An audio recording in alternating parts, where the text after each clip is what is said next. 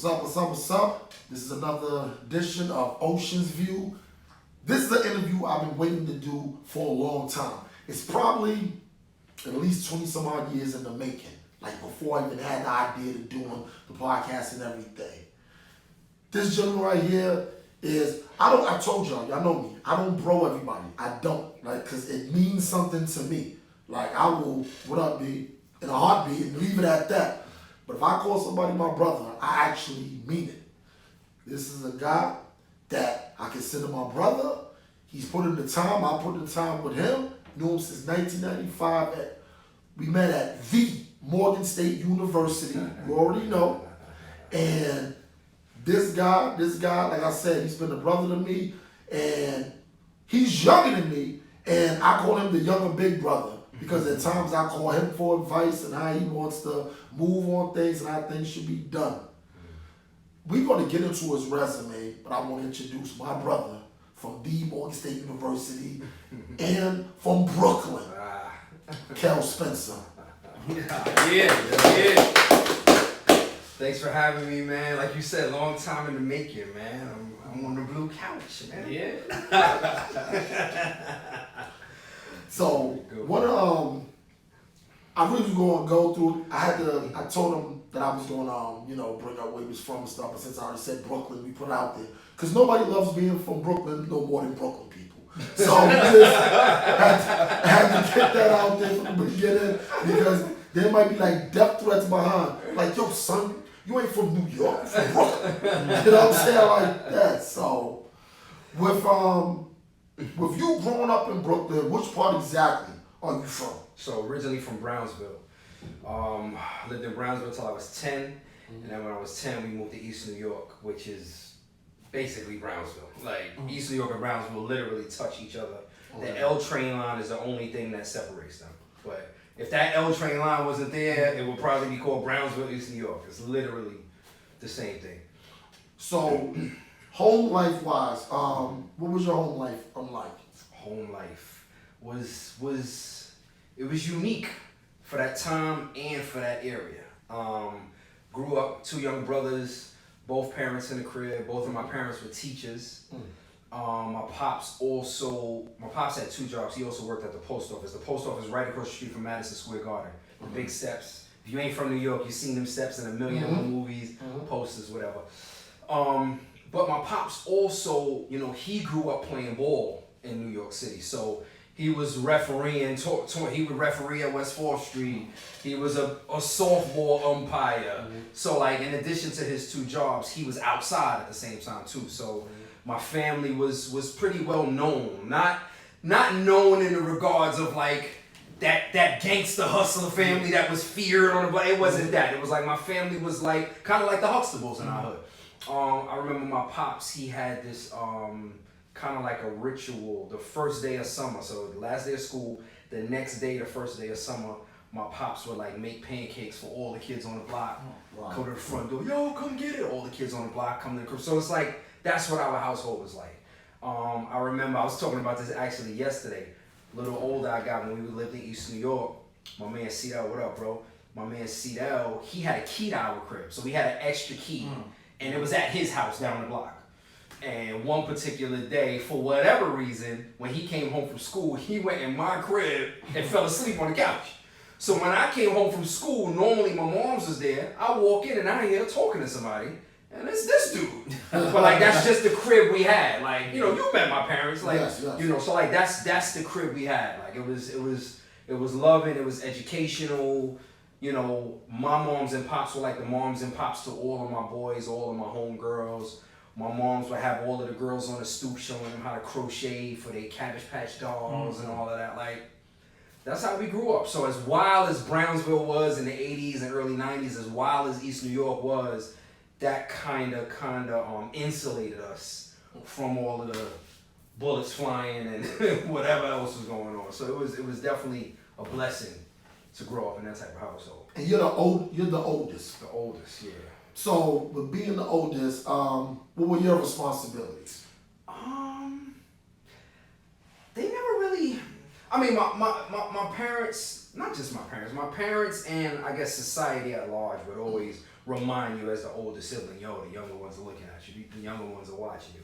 But I don't think I really had any specific responsibilities that, you know, my younger brothers didn't have. It was really just a matter of just knowing, yo, these dudes is watching me. And you know, I got a 4-year-old and a 7-year-old right now. My 7-year-old complains that the 4-year-old, why you always copying me? So at a young age, I knew, all right, these dudes is copying me, they watching me. So you kind of grow up just with that knowledge, and you just try to be as responsible as you can with it. Clearly, I ain't do everything right, everything perfect, but you know, you do. You know, so to answer your question, I don't know if I had a specific responsibility, but just that knowledge that I got a brother 2 years younger than me and a brother 4 years younger than me. There's not a whole lot of time in between us. We all grew up together, but they are younger than me and they watching and copying and emulating. Did any of y'all get caught up in like the Brownsville stuff? Like I know you said y'all was insulated, but with it being 3 of y'all, did any one of y'all get caught up in just the stuff? So it's funny you say that. So even when we talking about like my pops being outside as he was, and I think he and I have this in common. Like there's a crazy balance in our network. I got friends on Wall Street. I got friends that ain't never coming home.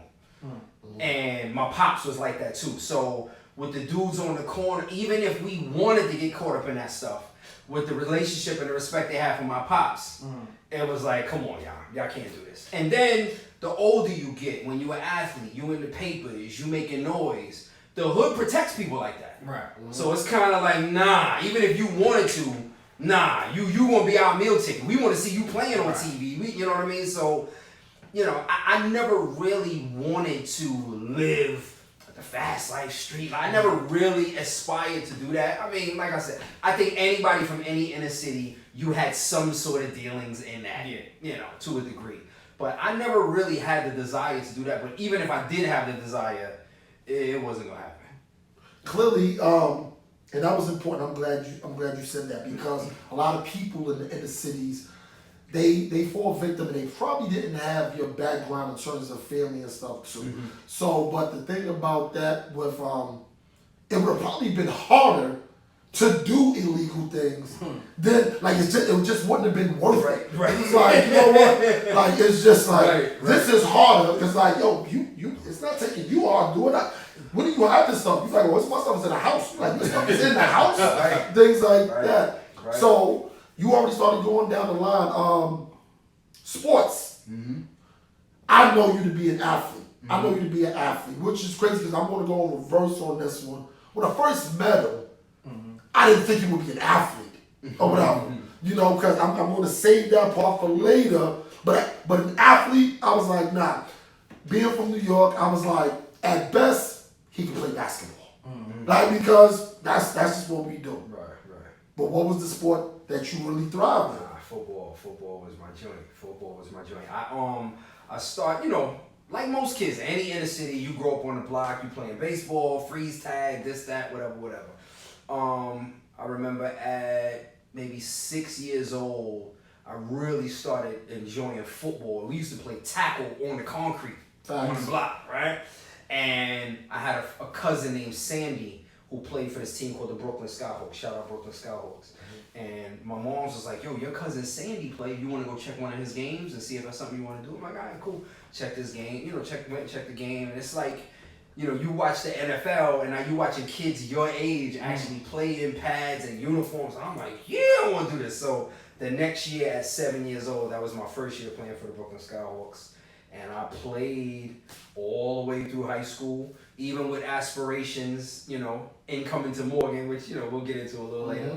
But in the midst of me consistently playing football throughout my life, you know, I played in basketball tournaments. I played baseball for 1 year. I played volleyball in my sophomore year in high school. You know, just trying different things. But, you know, I was married to football. Basketball was like my girlfriend on the side. But football was my joint. And what high school did you go to? Went to Canarsie High School. So geographically, Canarsie is right next to East New York. Actually, Canarsie is kind of like Canarsie, Brownsville, and East New York could touch and make a triangle. Okay. You know, for those who are not familiar. So I went to Canarsie High School, but I was living in East New York, which is a stone's throw away. Now, How many years did you play varsity? 2. Played 2. So I all right. So I never went to the 8th grade. I got skipped from the 7th to the 9th grade. Hold on. Let's stop that right there. How? Because, like I said, we're not bouncing around, but certain things need to be cleared up. So when we get to that point, we don't have to go there. You came to Morgan at 16. You came to Morgan at 16. Hold up, 16 years old. Sure. Now, I was jealous. Because, I'm still keeping, because, you know, I came in, you know, graduated in 1994. I was 17. We're both Scorpios. That was another one of our bonds. I'm November 4th. He's November 8th.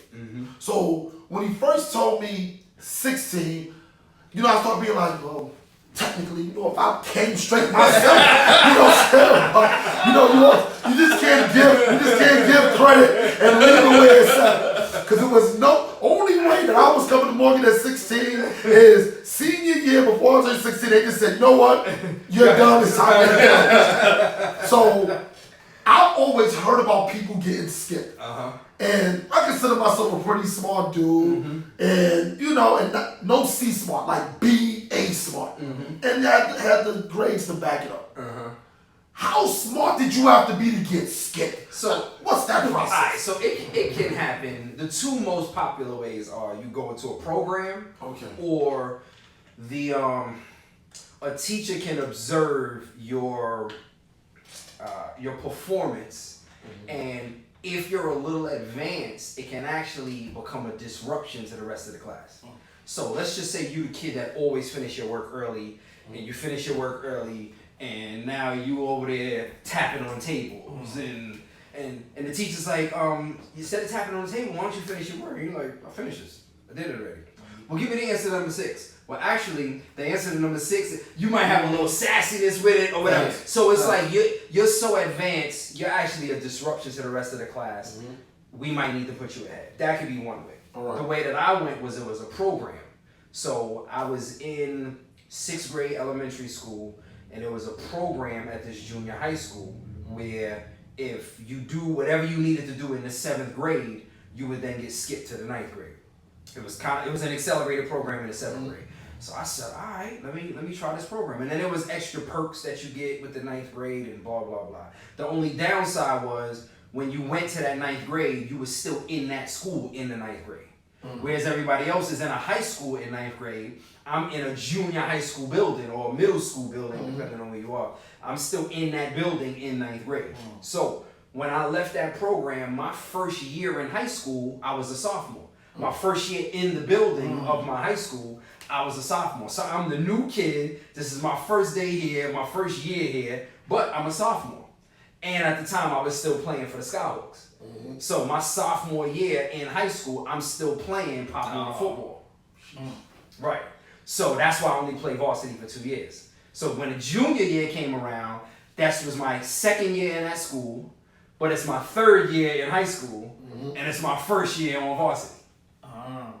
Now, I think the blessing in it, though, is when I went to Canarsie as a sophomore, and it was my 1st year there, I had my god sister, Chanel. She was a senior, and she ran with some chicks they was about it, but they, you know. So it was kind of like, yo, this is my little cousin.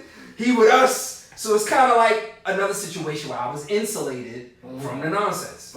So it's like I walked in there. It's not like I was a sophomore and I was running things when I went in there, but I didn't have no problems. Like, I walked in there. That was my god sister. She running things. My man Aubrey, he was a junior. He was pretty popular and, you know, about his business. So it's like, that was like my big bro, my big sis. I ain't have no problems. So you played varsity junior and senior year. Let's cut to the chase. Senior year. Tell us about the magic. How things was going, because you was all city. So tell us how that season went. The funny thing is, it was going into my senior year. Shout out to my boy Corey Peterson. This kid is to this day is a beast. Like, this dude is, I want to say he's 2 years older than me, and he's still playing flag football now in North Carolina, winning championships. And like, this dude is just a natural athlete. But anyway, I say that to say he transferred from our rival school, South Shore. He came over to Canarsie, and this dude had a he could do everything. He could dunk, he could he could catch, he could throw, he could kick, and he wanted to play quarterback. So I'm already like, all right, I need to ready myself to possibly switch to another position if they pick him for corner. So in the summer practices leading into senior year, I'm doing my reps at quarterback, but I'm also playing corner. Because I'm also thinking down the line, I'm looking at my height, I'm looking at my weight. Yeah. If I am eventually going to go to the NFL, it's very unlikely I'm going to be 5'10" playing quarterback. It's more likely to be 5'10" and playing defensive back. So I'm getting my reps in at corner and at quarterback.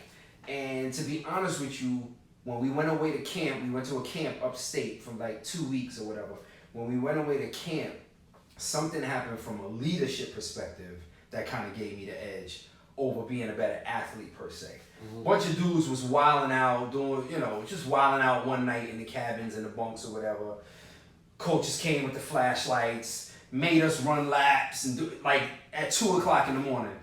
And I can't remember specifically what was said, but I said something in the middle of that, which made the next morning, and we had captains on the team. The next morning, coach was like, there are no captains on this team anymore. Everybody got to work from the ground up. The next morning after that, he called me up to be the only captain on the team. And that was kind of what kind of turned the tide.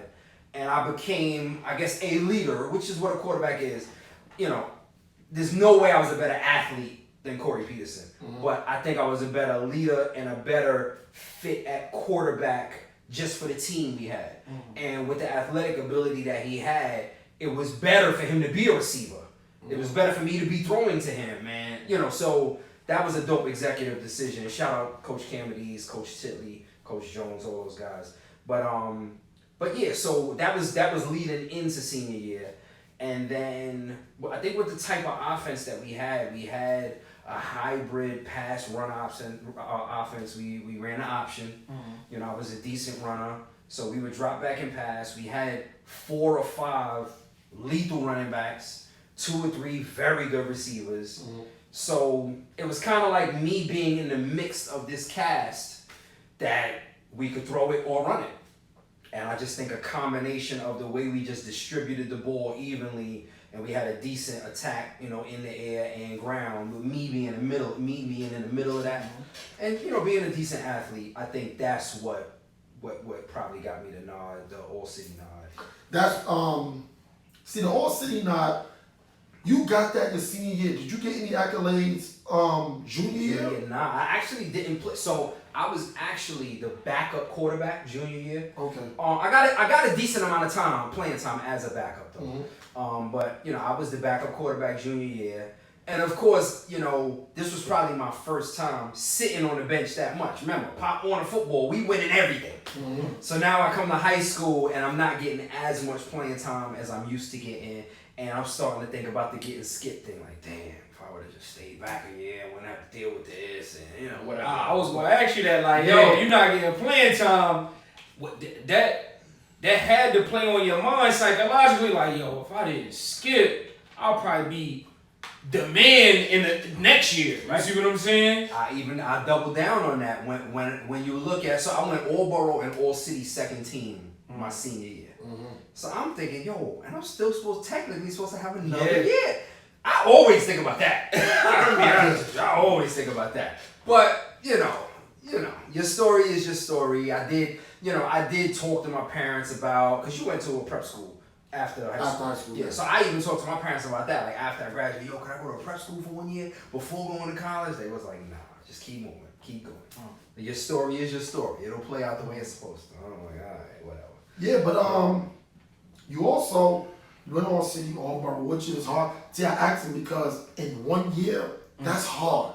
Because most times with All City selections, they kind of already got the pre-teams from your junior year. Like I didn't make All City. I didn't make All City my senior year. It kind of was the same thing. And I had stats that should have got me full-fledged consideration for All City. Yeah. But it's that junior year. So it was like, I was in shock. Like, my stats were pretty good, but I would have had to blow the doors down. Like, it would have been like okay, Yeah. where's this 3077 come from? You know what I'm saying? Like, Well, that. you know, let me add to that. I think the other thing too that Canarsie, especially in the 90s and early 2000s, had a crazy football reputation, but not so much for quarterback. Like we were known for linebackers and running backs. Okay. So I played with Lance Schulters, who played for the 49ers, who played for the Titans, and he had an older brother, Dwayne Schulters, who played for Pitt. He went on to play for Pitt. I want to say he played Canadian League football. I'm not mistaken. Dwayne was like 5'6". If he was even maybe 5'9", we would be talking about his NFL career right now. But I say all of that to say, Canarsie was known for like running backs and linebackers. So I think for me to come in and be a running quarterback who also could produce an air attack, it was like, oh. So I think just never having that in the past is probably what might have gave me an edge too. Yes. Yeah. And it would have been a storybook ending. But they went to the championship and they lost to somebody. Who y'all lose to again? Your school. Kennedy High School. You know what I'm saying? Shout out BX. Lost Kennedy. No, that was the craziest thing because when we was in school and I found out, I was like, bro, yes, he was on City. Then I was like, and he was like, we lost to Kennedy. And I was like, you lost to Kennedy? I was like, that's us. And of course, they were the little bros that was there. I was like, oh, you mean Peter and all of them? Yeah, I was saying like that. But this dude, not to get up, Peter Clark, shout out to my little man, Peter Clark. He was like, he had the same thing as Kel, but the difference was they were already looking at him. So it was like, for his senior year, he would have to really pretty much not do too much of anything. But he did well. They won the championship, and he was like, whatever the award was, like the Heisman. He was with. I think Rocket Ishmael was the Heisman that year. He was taking pictures with him and stuff like that. So he already kind of had that back, and like Canarsie, we was known for football. We was known for football. Now, so after football, all city, everything else, how did you wind up picking Morgan? So I got a nice amount of 1AA offers. And Division II offers. That was the other thing. It was like, yeah, I went all city, but that was like my first year of being known, so to speak. And now I don't have that second year because I got, I got to go to college now. So, I got a nice amount of 1AA offers. I was literally about to go to St. John's. I was about to go to St. John's, and when I sent my personal statement letter in with my application to Morgan, the athletic department wrote me back. Like, yo, we see that you got accepted to Morgan. Our style of football is comparable to what y'all ran at Canarsie. We don't have the scholarship money anymore, but would you be willing to try out and or walk on towards a scholarship the following year? And I was like, yeah, all right. Well, I did apply to y'all, and I did take a college visit to Morgan maybe 3 years prior. So I said, let me go back down there. So my mom's and pops, we all went down there. I took another tour, and I was like, all right, I'm going to try this. So I decided to go to Morgan. And when I came on campus, the whole deal, just the tryouts, and then this is where, even though academically I might have been advanced, this is where socially I might not have been as mature. Tell you why. So, how do I say this without throwing nobody under the bus? All right. So there was one time where, and like I said, Pop won, we won everything. Canarsie, we won everything except those championships. I guess I had a spoiled winning mentality. And then you come to a program like Morgan that wasn't the winningest program. And then you overhear people who are part of the program saying things like, we only gonna win 2 games next year. Or, now, that was just them being realistic. But at the time, with me not being as mature as I thought I was at the time, that kind of left a bad taste in my mouth. And I was just like, damn, this is what they're saying? You're only going to win 2 games?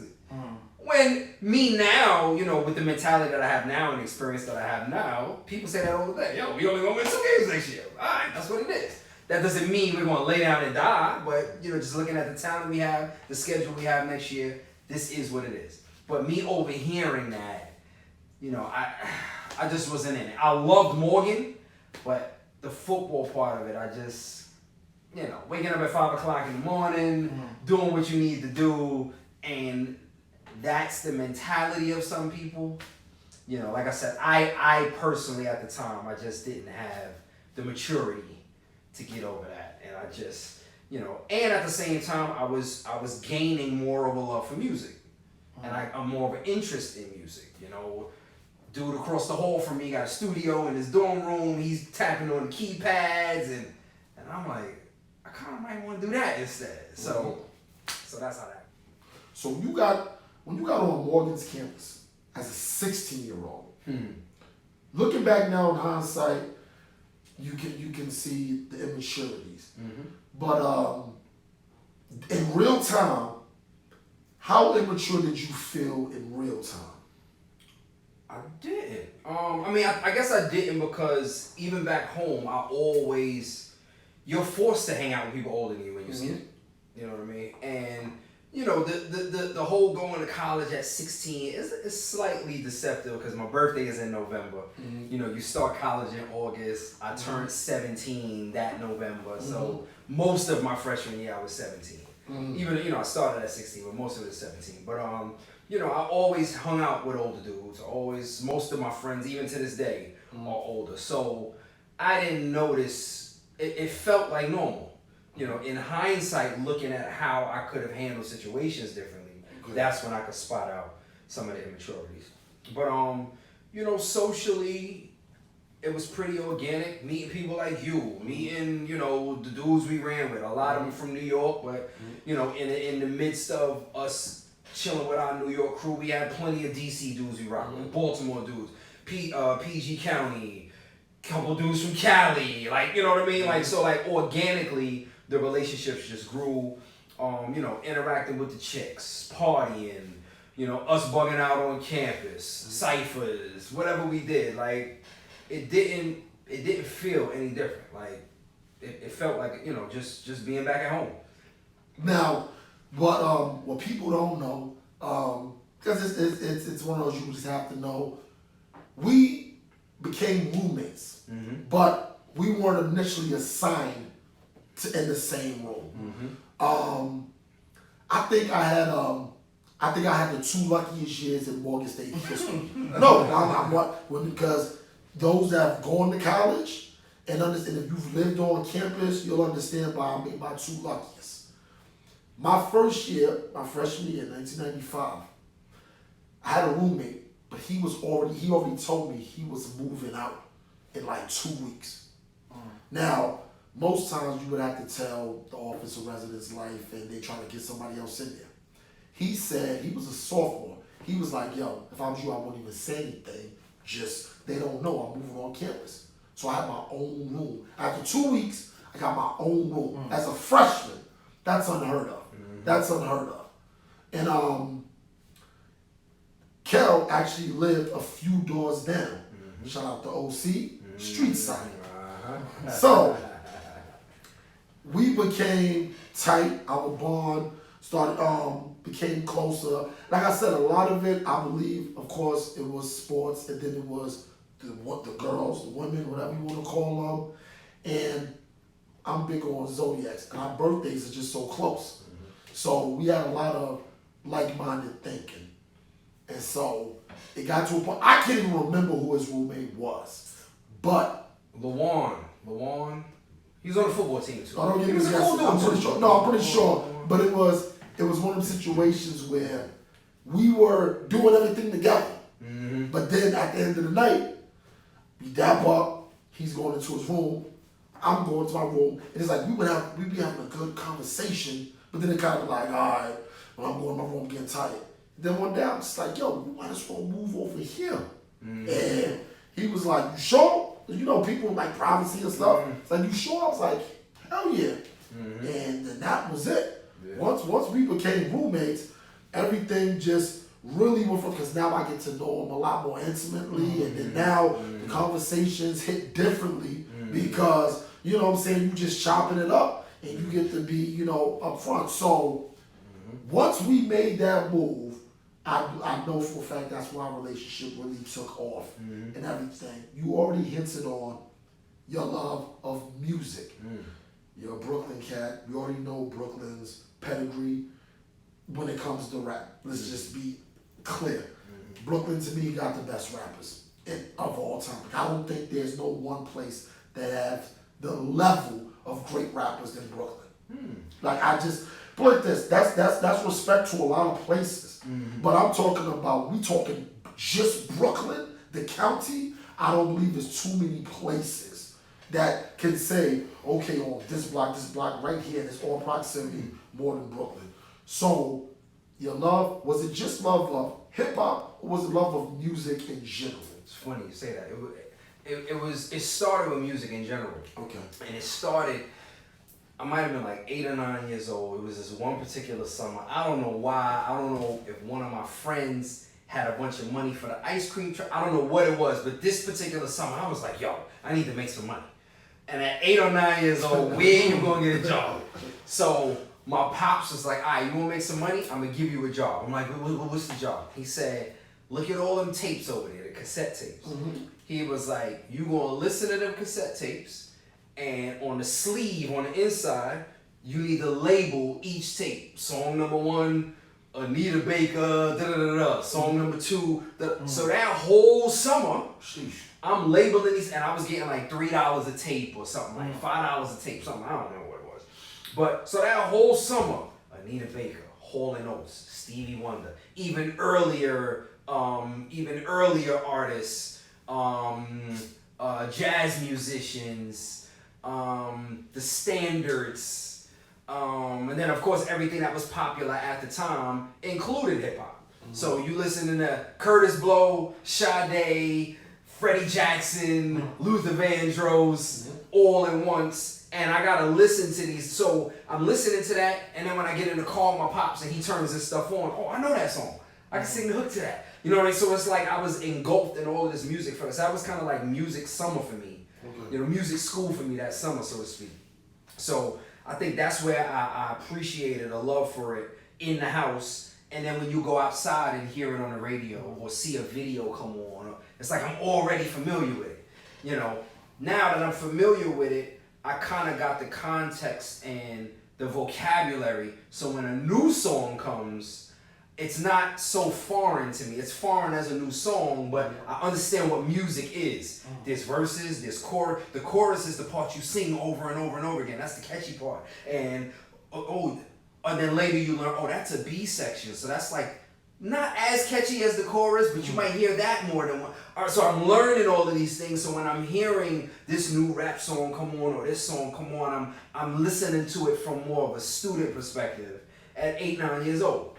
Then later on, in a place like Brooklyn, New York City, Baltimore, wherever urban city, you know, whatever urban setting you're from, hip hop speaks more to those environments because hip hop was designed to go against the establishment, to speak on behalf of the downtrodden, the folks that don't have much. So now at 9, 10, 11, you have this appreciation, but you know hip hop is the thing that speaks for me. So you're going to pay a special type of attention to that. So from 10, 11, 12, when I wrote my first rap and got into a talent show, on to coming to Morgan at 16 and 17 years old, that's, you know, like I said, you have that appreciation for all music, but hip hop is the thing. And then when you see hip hop has an impact on fashion, hip hop has an impact on how you go to a party, how you party while in the party, how you post up after the party, how you show up, you know what I mean? Like it has all of that to it. So, you know, to answer your question, you know, the appreciation for music in general happened at an early age, but that acute specificity towards hip hop just got groomed over time. And then I'd say 7 out of 10 kids in any city at least tried writing a rap at some point. You know what I mean? So that's where that came from. Now we did have a hallmate. Shout out to my man Clark. Yo. He had equipment in his room. And everything. I think Clark's roommate was Sekou. Yep. Now that I remember. Yeah. Yep. So not Carmen Sekou, Redhead. Redhead. Okay. Yeah.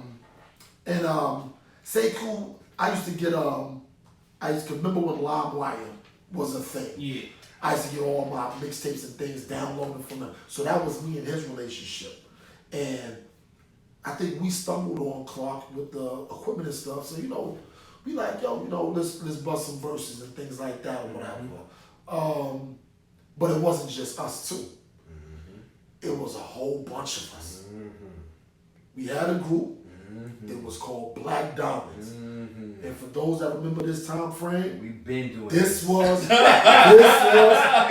at the same time, that was our thing. First off, we don't know nothing about no deltas, none of that stuff. It was simple. Black Diamonds, boom. We were in the vein of Wu-Tang because there was so many of us. Yeah. There were so many of us. We're not thinking, the solo is just, you can rhyme, fine, we all gonna rhyme. Our first track that we ever did, it was 4 repeating tracks.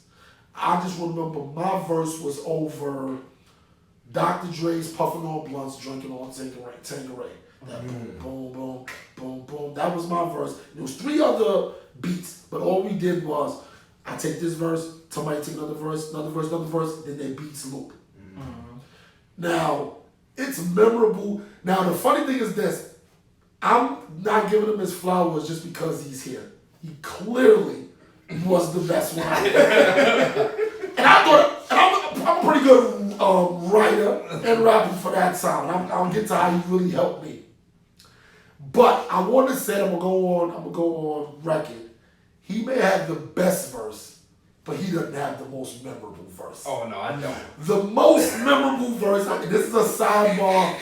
My man, his name was Will as well, from the Bronx. Oh, no. Now, if you remember 1995, what happened in Washington, D.C. Farrakhan, the Million Man March. I don't remember, and I remember a lot of his verses, because I'm a fan of his. And I remember other people's verses. But when Will said, and I quote, I went to Million Man March to see 1,000 bitches. Yo! Well, I tell you, everybody remembered that verse. Everybody remembered the verse. And I don't even know, I'm not even going to call it whack because it wasn't whack. But if you knew him and his style. He was an ODB. That's it. ODB. That's it. Yes. Clearly, don't get it twisted, Kel was spitting.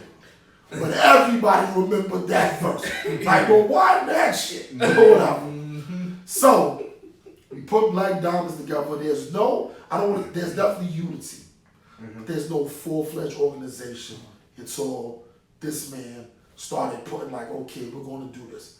So we started having individual cuts. Look here, Kel was the first one. Like, look here, we all 9 can't be on every damn track. Okay, y'all 2 go together. He put it together. Oh, y'all 2, what you talking about? Well, y'all 2 talk about this. I'm gonna get on this with that. And we would actually take our cues from that. Because I've always been in the vein of somebody's gotta be the leader. Like, we all can't have all the voices. And then with him being a football player and stuff, an athlete, you gotta understand that one voice in the huddle. Because anything more than that, everybody's just jogging, going around. So we were doing Black Diamonds and you were organizing us and everything. You've had some moments of frustration at times. How did you fully, and what I mean, there's one particular incident I remember, somebody couldn't get their verse straight. We'll talk about that person a little later as well. And this is not a slight to this person because they know what happened that day. This person is a good rapper himself. We're going to talk about him too because we can't talk about it without it. But Kel was already at a certain level. Before Jay-Z was saying one take Hove, as he was saying it, he was already boom going in. So he would, for a lot of times, record last because it's not going to take him long. And it really wasn't. But this one particular night, it turned from day to night. And I never really see you get frustrated because you don't really show outwardly things. But that day, I won't even call it a chink in the armor, but you displayed a little frustration. So what was the most frustrating part for you? With us in general, as not being on your level in terms of that. Probably just not taking suggestions. Like it's one thing to get something wrong, mess something up, make a mistake, cool. It's another thing to have somebody who understands what's being done wrong. I give you a perfect example. I'm jumping ahead a bit here. Yeah, cool. Matter of fact, there's an artist that I wrote with and wrote for later on down the line. Okay. And we were in Philly recording, and this was his first time actually in the studio, so we came up with a very basic concept. The basic concept was we're going to give a shout out to all of the cities and basically kind of jump from city to city. When I'm in New York, I do this. When I'm in Cali, I'm do this. Shout out to Detroit because y'all got the whatever. And there was one specific bar that said, State of the Lone Star, heat melt in the tar, AC on full blast in the car. Those were the two bars. Mm-hmm. State of the Lone Star, heat melt in the tar. The heat melt in the tar part was throwing them off every time. Mm-hmm.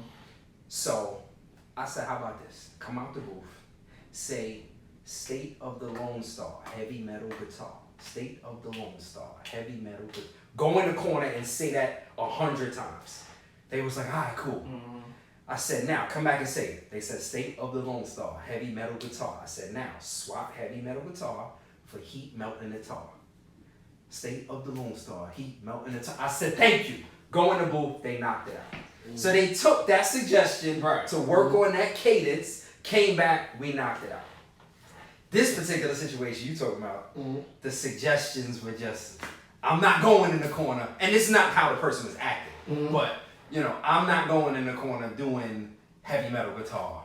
I'm gonna keep saying this over and over until I get it. And it's like, we got class in the morning. I personally really want to hurry up and finish this so we can listen to it. Right. Just, and I guess that's maybe a little selfishness on my part. But I think that's where the frustration came in. Just not being willing to take the suggestions that could actually get this thing done.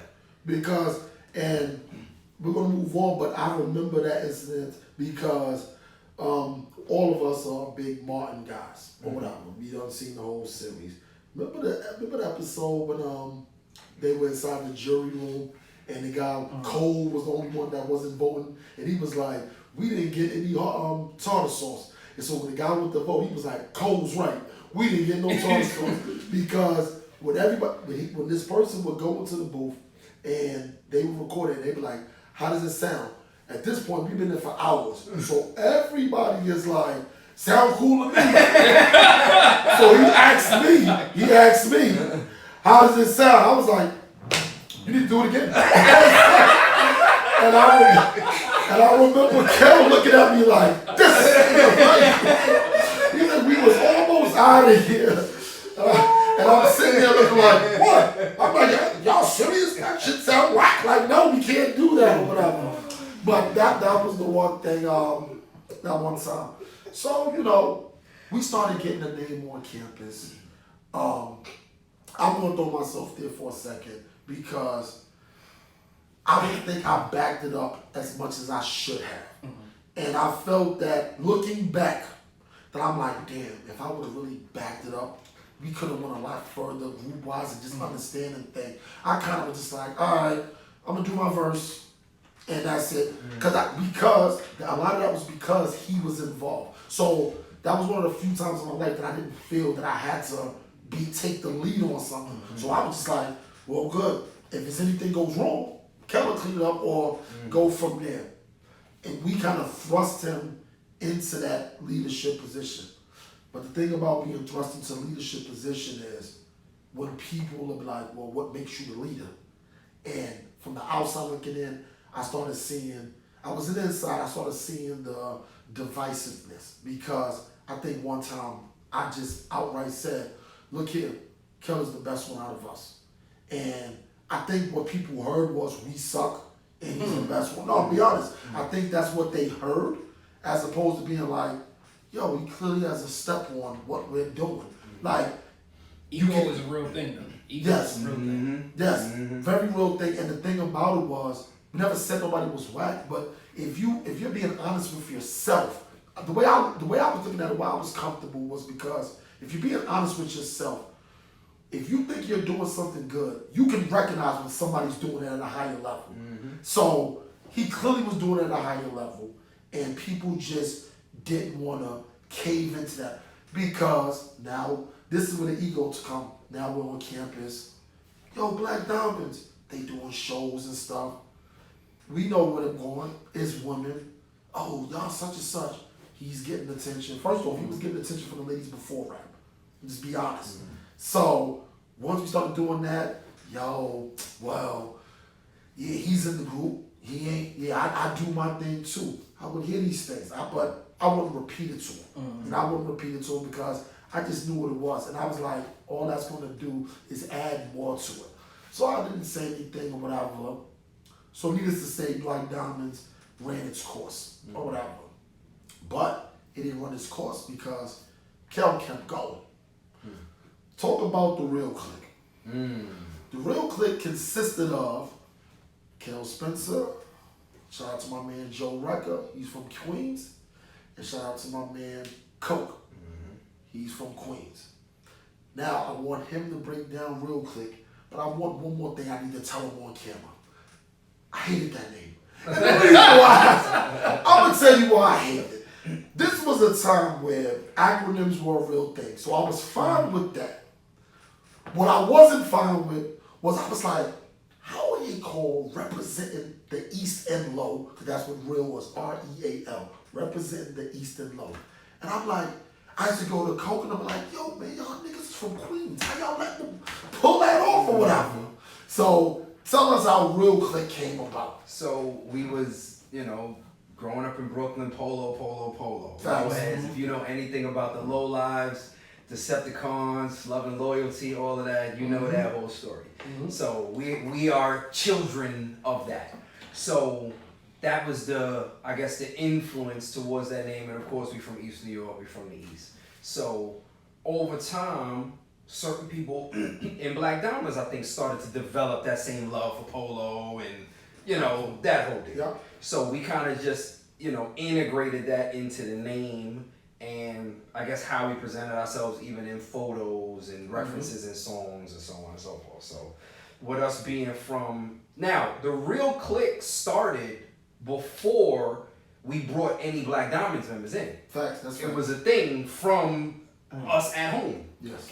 And it wasn't necessarily a rap thing. Like, that's just what we called ourselves, representing the East and Low, Real Click. So my boys at home, we had Real Click jerseys and all of that. Yeah. But, once the Black Diamonds thing started to wither away, but certain people still wanted to take it serious, I was like, yo, we already got this entity. Why don't you just come over here and be a part of this?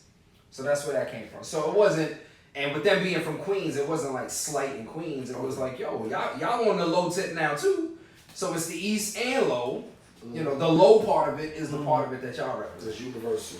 So I mean that's where that came from, and and the Real Click was also kind of two entities in one because my brothers were also in the Real Click. Yes. Shout out to Flo, shout out to Marley.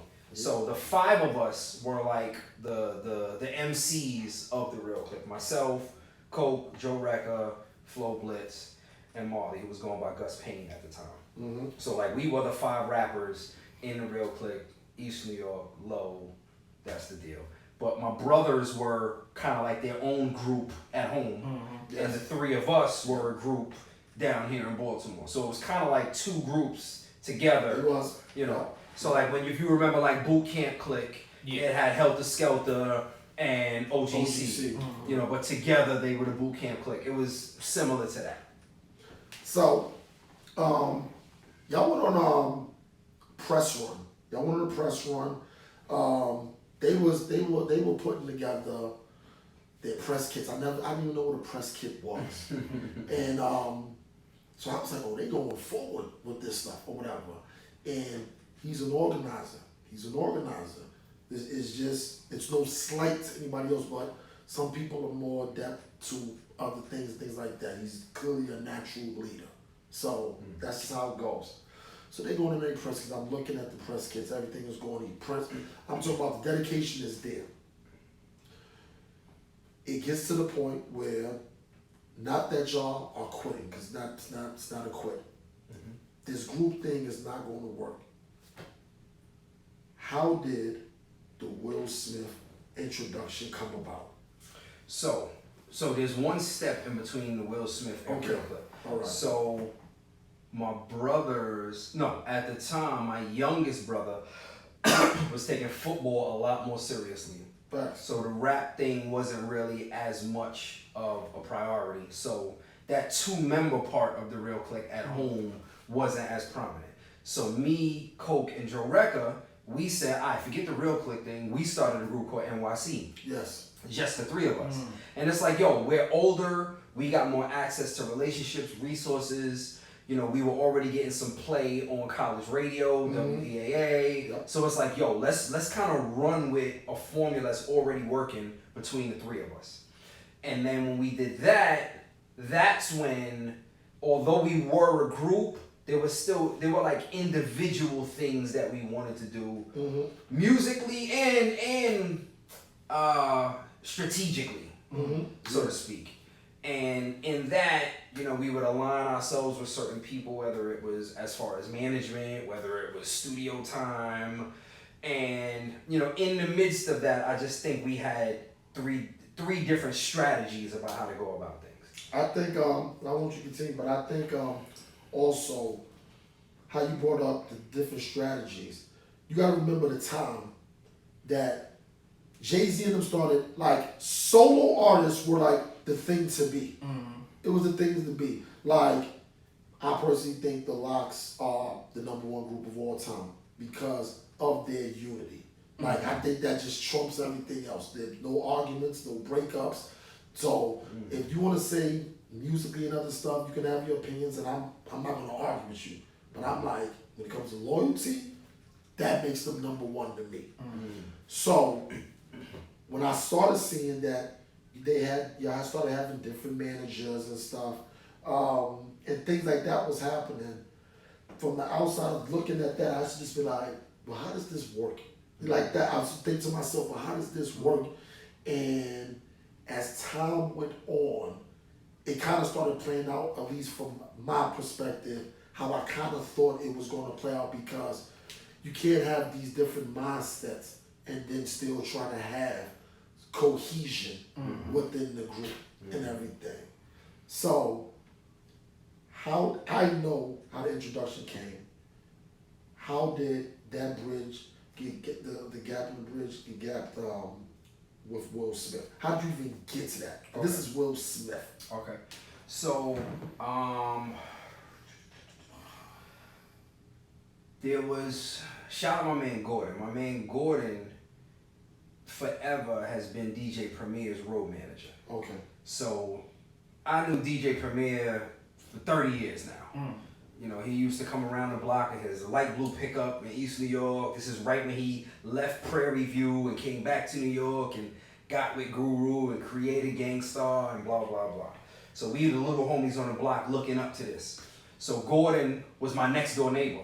So he's out on the road with all of them, and then when they come back from a tour, I walk out on my stoop, and here's DJ Premier, you know, and Guru, like literally next door. So it's like that exposure, and with Gordon kind of taking me under the wing, when he heard that I'm out in Baltimore getting radio play and doing, he naturally was like, all right, what are you trying to do with this? I'm like, yo, I'm really just trying to put music out and get it in as many hands and as many ears as possible. So he was like, all right, let's do, at that time they had white labels.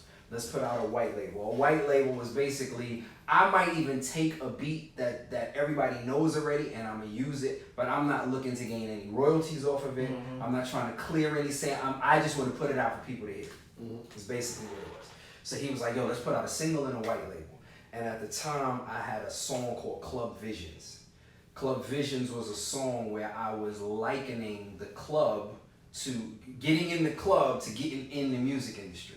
So I named all of these clubs after record labels. And I'm a person online trying my best to get inside the club. I'm having visions of being in the club. So it was basically a double entendre. We're waiting online to get in the club. We're waiting online to get in the music industry. So that song started to get a nice amount of play on college radio. At the time, Baby Sam was on the radio, and then Kel took over, and Kel was showing a lot of love with that particular record. So he was like, yo, if you getting college radio play down there, I can get it up here. So at the time, you know, Bobito and Stretch, they were on college radio in New York. So I was getting college radio in New York by way of Gordon and his relationships with them, and Tony Touch and all that stuff. So before Sirius XM, for those that don't know, college radio in New York City via NYU, I believe it was like this underground station. You had to find the dial. You had to turn your dial real slow to get it, and you could get all of this underground stuff before it ever came out. So I was getting radio play there and here in Baltimore, here by way of the relationships here in New York by way of Gordon. So with that, he was like, yo, let's put a single out. I said, all right, cool. So we were going to put out a single called Live 99. This is in 98. This is 1998. So we put a single together called Live 99. And with the buzz from college radio, what we had done with Black Diamonds, what we had done with NYC, you know, and then just our presence on campus and in Baltimore and all that, I got approached by Marcus Lynn. Shout out Mark Lynn. Marcus, his cousin is Omar Rambert. Omar at the time, well, still is Will Smith's executive producer. So what I didn't know was Marcus was just trying to bring something to them to say, yo, look, I should be in the music industry too, because look, I found a dope artist. The way he presented it to me was, yo, they sent me as like a junior scout to go out and find. So I remember he walked up on me one day, he was like, yo, you Kel Spencer? I was like, nah. So he even laughed, like, yo, I'm Marcus, yo, I heard you join on the radio a few times, like, you know, I'm with Overbrook Entertainment, that's Will Smith's company. And I had heard once or twice that he had some connection with Will prior to them approaching me. So he was like, yo, you know, you know, they looking to sign a rapper, I think you might be a good fit, I want to introduce you. You know, the presentation was right. I said, all right, cool. So we exchanged numbers. We might have, you know, went over each other's cribs a couple times, chopped it up or whatever. And I want to say maybe like a month later, which was around Thanksgiving, he was like, yo, you should come out to Philly during Thanksgiving. My cousin Omar, you know, he lives in LA, but he's going to be in Philly for Thanksgiving, for the holidays. You know, I want to introduce y'all. I think it'd be a good fit, blah, blah, blah. I said, all right, cool. Question. Did Marcus want you or he wanted the group? He wanted me. Now, he was interested in everything that we had going on, but he was like, for this particular situation, they're looking for one person. Why don't you just come on in and then you could bring everybody else in? Because I know you got your brothers too. Like, let's just get you established and then you could bring everybody else in. Now, question for that. Was that a conversation that you had with the other two members at the time? Yeah. So, now, at this point in time, we weren't in the group anymore. Okay. But, I mean, we were still doing things together. Yo, Spitterverse, what you think it is? What you think of that? All right, cool. Okay. But at that point in time, you know, NYC wasn't really a group anymore. I don't even know if we ever did a show together with just the three of us. I know the three of us had songs together. What was, because I'm sorry to cut you off, but NYC, was it just NYC or did it stand for something? It's funny you say that. We never came up with a name for it, but we did do an interview with Morgan Newspaper one time, and jokingly, I forget, I wish I could remember her name who interviewed us. Jokingly, I said, not your concern. Right? So we all bust out laughing. So that ended up making it in the article, but we never really, it was kind of ambiguous. Like, we all from New York, we from NYC. That's the name of the group, N.Y.C. We never really came up with an official acronym for it. But at that time, you know, we were just venturing to do solo things.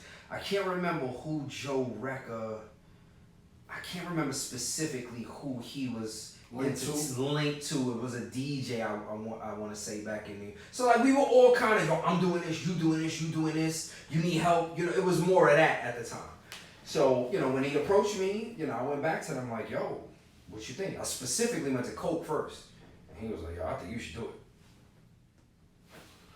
All right. So after you got the, so to speak, nod to go forward with the introduction to Will and everything. The average person is never going to meet Will Smith.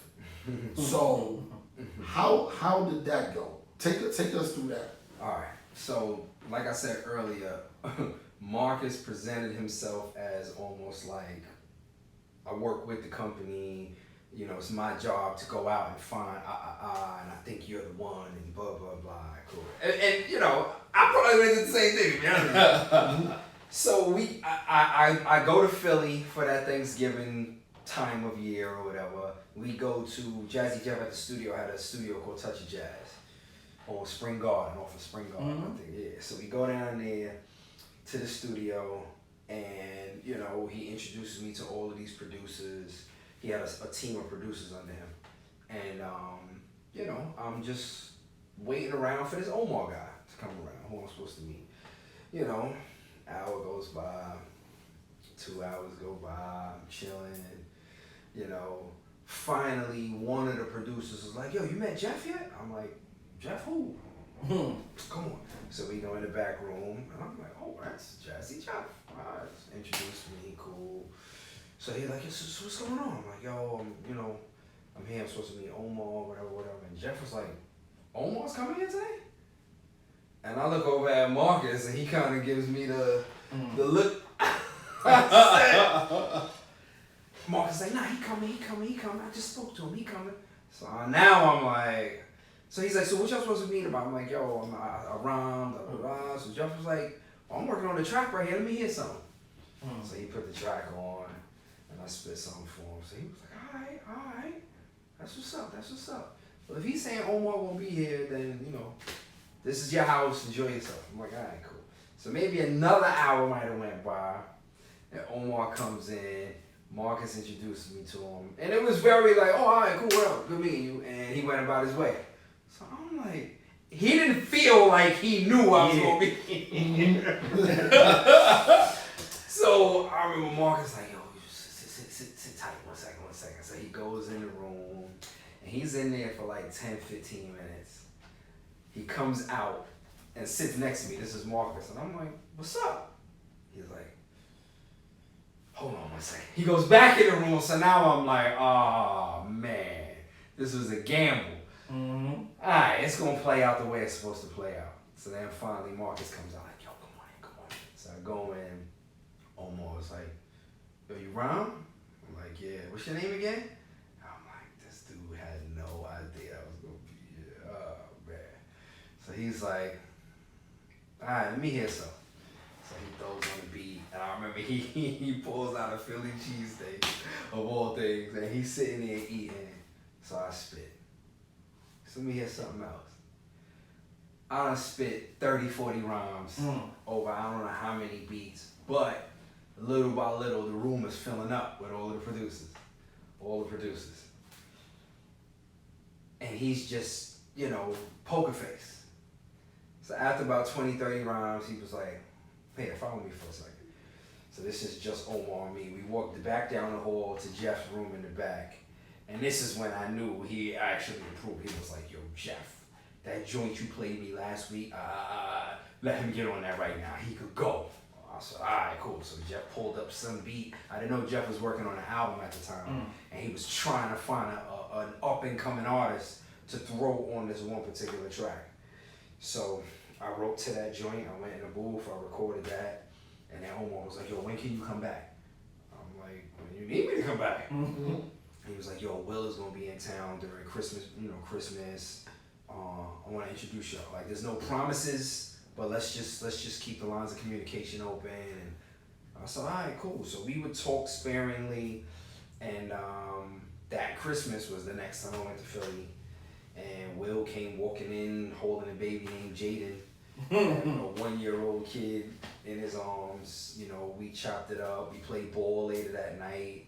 This was December of '98. Now at the same time, I'm also working on that single Live '99 that I want to put out in '99. I mean, so it's like I'm working different angles, just trying to make it happen. And that following spring break, April of '99, was my first time going to LA. I took a train up to New York. NSYNC was on tour with Tatiana Ali and whoever else. But you know, Tatiana Ali is like their little sister. So I took the train up to New York, checked into a hotel.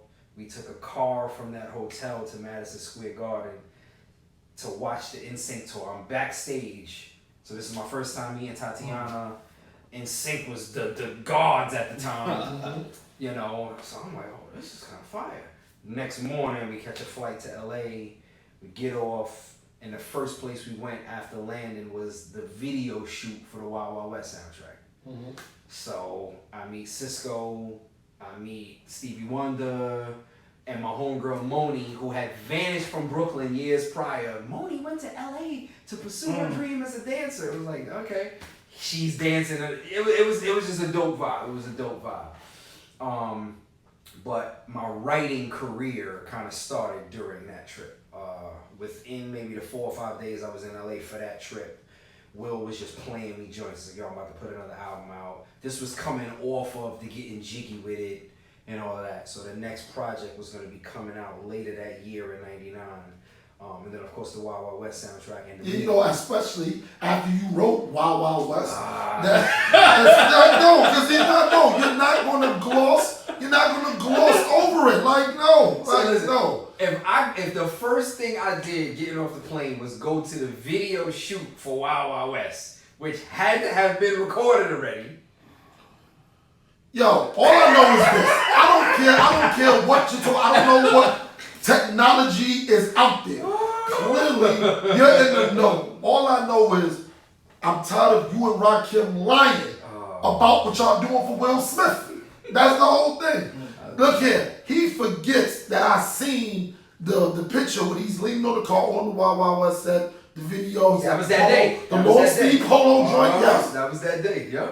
But I didn't see him 3 months prior to that. So I don't know what happened. So all this, he wants to just go make it sound like, oh, I'm just in Philly, touching jazz, back to, then all of a sudden he popping up in Madison Square Garden. There's been recording going on. Will Smith, if you are watching this, and you know you're one of my 3 favorite people, just give my man his royalties for that joint. Man, that's it. I don't want the royalties. He don't need the royalties, but come on. We're going to have to clean that up. Because when Will Smith said, and I quote, swallow your pride, don't let your lips react. You don't want to see my hand where my hip be at. I'm telling you, lose your brother over 25 years. That is a Kel Spencer bar. Kel Spencer flow, everything. See, this wouldn't happen if Stevie Wonder was in charge. But okay, fine. You're now working after Wild Wild West. Take us through how you start penning on Millennium 2K. So we go to his crib, studio at the crib. And he's just playing me like ideas. No complete songs, but like, yo, here's the verse over this. Here's the verse and the hook for this. Here's this, here's that. And 2 days prior, I had wrote a chick joint, whatever. So he plays me this joint. He was like, yo, this is a song that I want to be about the feeling I had the morning of me and Jada's wedding. He was like, this. So he tells me the whole scene about the venue they got, and you know his groomsmen dressed up, and then he was like, so this song I want to be about that feeling. And a lot of what he's saying was in the lyrics that I wrote for the joint that I wrote 3 days prior. So he plays maybe a verse of it, or maybe he just plays the hook or whatever. He plays a piece of the song. He's like, you think you got something for this? I was like, in my mind, I'm like, yes, I got something for this. I got 3 verses. But in my mind, I'm like, I think I could. Give me a minute. So I get a minute, and I'm over there licking the tip and acting like, but I'm writing the exact same bars that I wrote. I said, I think I got something. He's like, word? So I spit it for him. He's like, yo, go lay that. So I go lay it. Now, that song never came out. Yeah. But that was the beginning, I guess, of the trust in, damn, we on the same wavelength with certain things. You work quick. Alright, cool. What you doing tomorrow? I'm like, what you need me to do? Come back. So I would say that April trip began however many trips to LA. It's funny, you brought up Shayla earlier. Yeah. Shayla, I gotta give Shayla her props. There was a time in there, I don't remember what class it was. Shayla and I had a Friday class together. And she would, I don't even think I was driving at the time. She would pick me up. I was living in Towson. She would pick me up. We would go to campus together, do our classes. And then after that class we had together, she would take me to BWI. And because it was a few times I would fly out to LA Friday afternoon and then take the red eye Sunday night back to be ready for class on Monday. And she would drive me to BWI after our Friday class. So shout out to Shayla for that. You because I know where you're going at, well, with the next album, but you also had a solo track on Wild Wild West soundtrack. Yeah. Wanted Dead or Alive. That was the solo track on a platinum soundtrack. Now, did you write Tatiana, because you had a verse on the Tatiana Ali song. Did you write the entire song? Or you just did your verse? I only did my part. Okay, So all right. we actually, it's funny, we went to the studio that night. Pharrell was in the studio that night. My man, shout out to Omar again.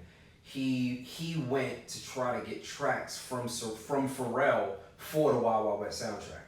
So we're in there listening to joints from Pharrell, and for whatever reason he had to leave, and they brought up, I can't remember who produced that joint, but they brought up the beginning stages of this particular Tatiana track.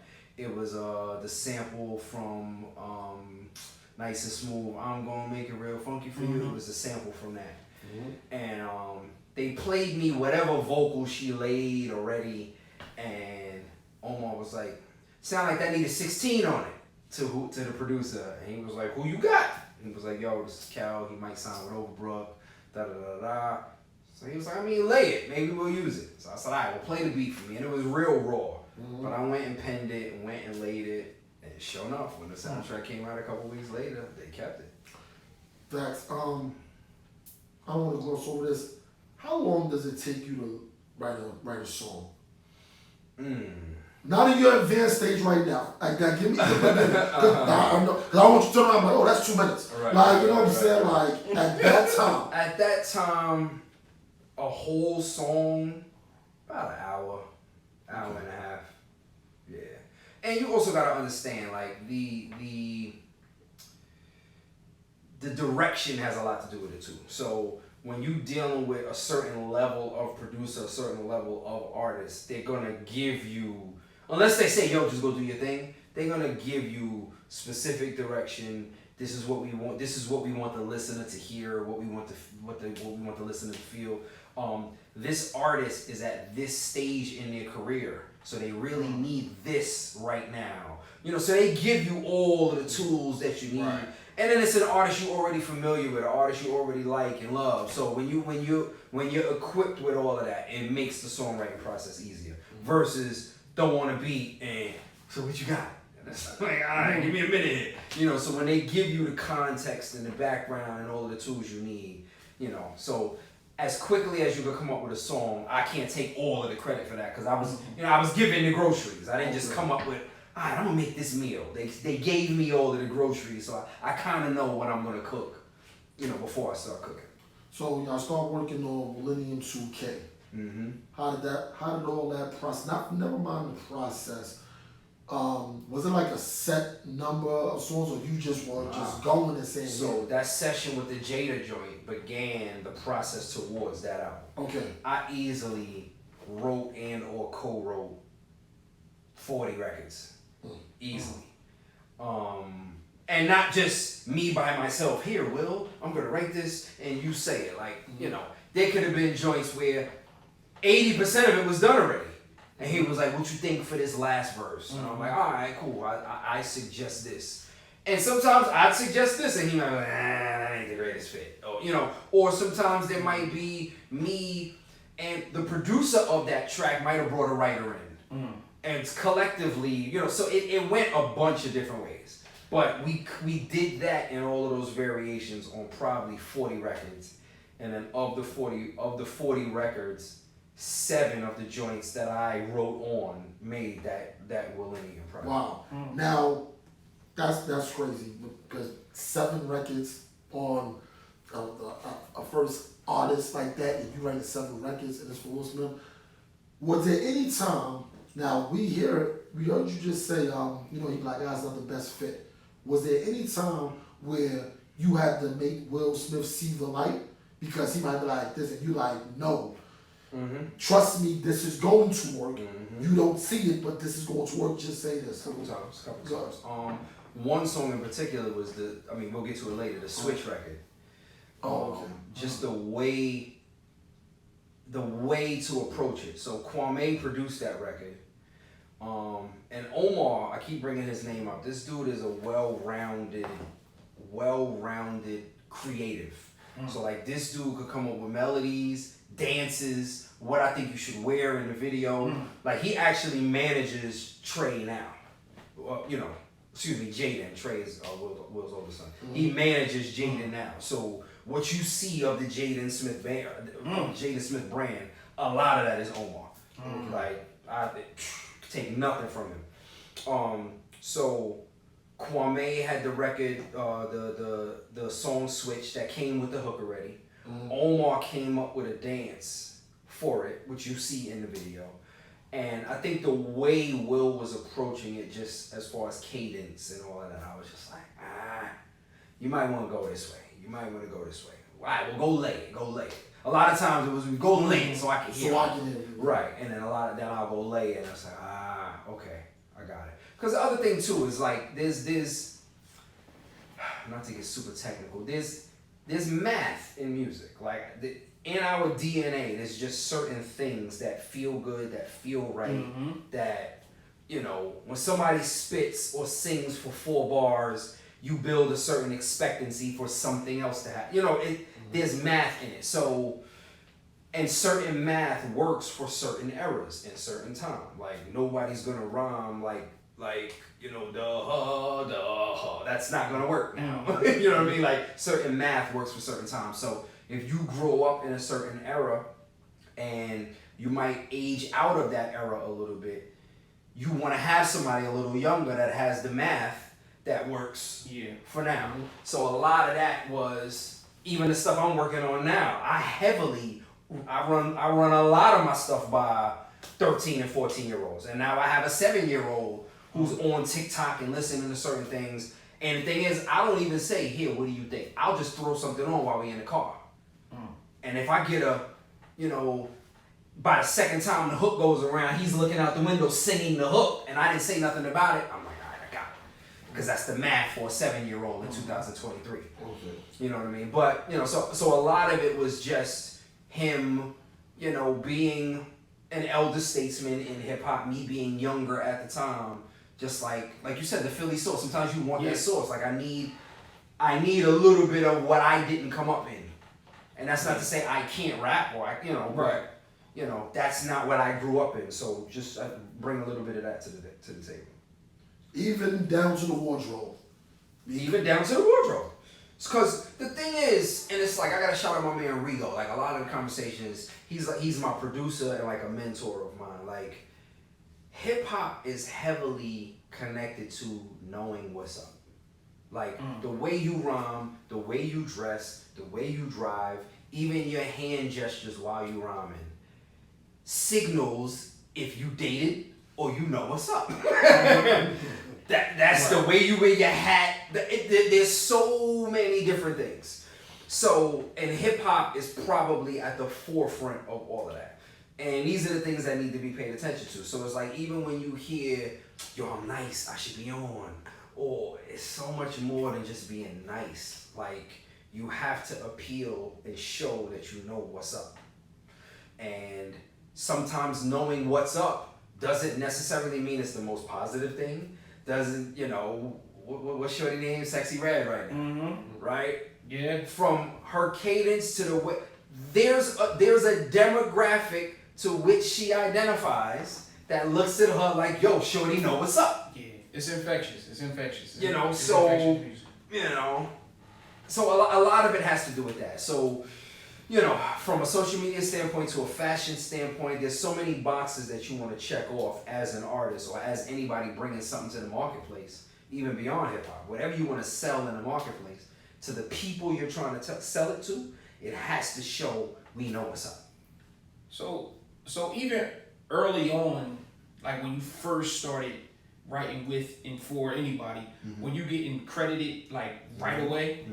Right away. So the thing is, when I signed my deal, I signed a publishing deal too. So with a publishing deal, you gotta get your credit because they gotta recoup and deal with that whole business side of things. So I signed my deal and I signed a publishing deal. I never put an album out on Overbrook, but clearly I was doing all of this writing under the Overbrook umbrella, and I think they were partnered with Notting Hill, I think.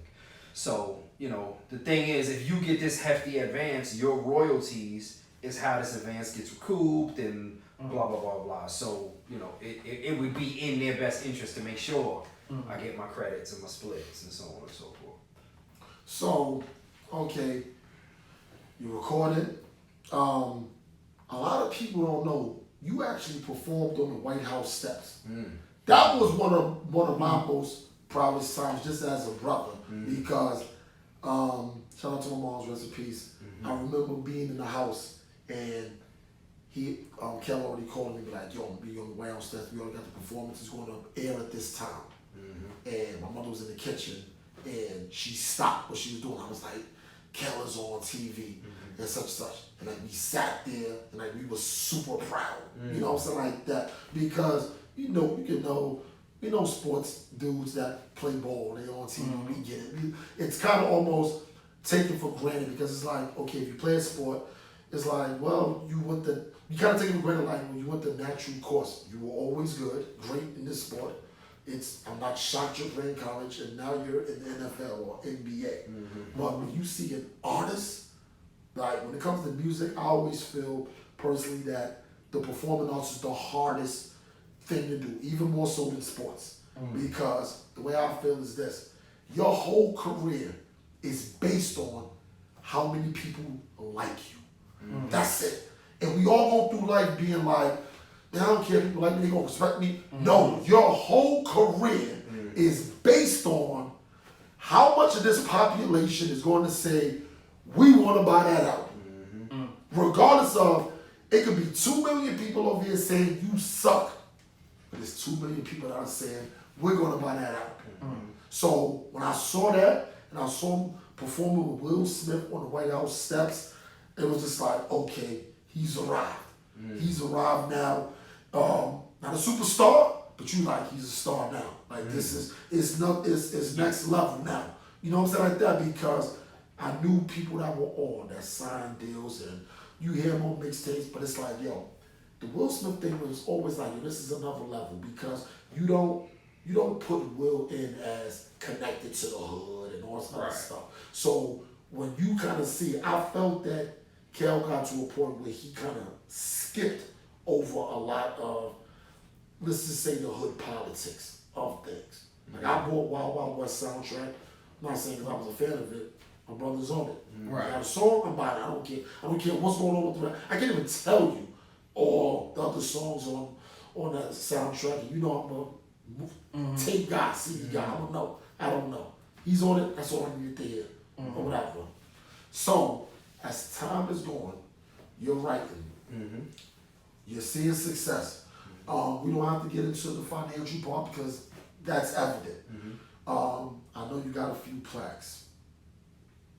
You start to see the boom of the mixtapes. You have another brother who around this time, he's doing his thing with the mixtapes. But you're on paper. You're writing for Will Smith. This brother is making noise in the streets on his mixtapes, like real noise. Did that have any effect on you? Not in terms of anything, but I'm not talking jealous. But in terms of the world needs to start knowing me. Did that have any effect on you? I don't think his mixtape success Okay. influenced me. Like, I think the timing of, I've been signed here for a couple of years. I think that had more to do with, the world needs to start hearing me. And then, of course, at that time, getting on mixtapes was probably the easiest way to do that. So, I think if he never got on a mixtape, I'd still be like, the world, the world needs to start hearing me. But it was dope. And what I love specifically about him was he took me early to Queens to get on maybe a Grandmaster C. Can't remember. He took me to get on a DJ's mixtape.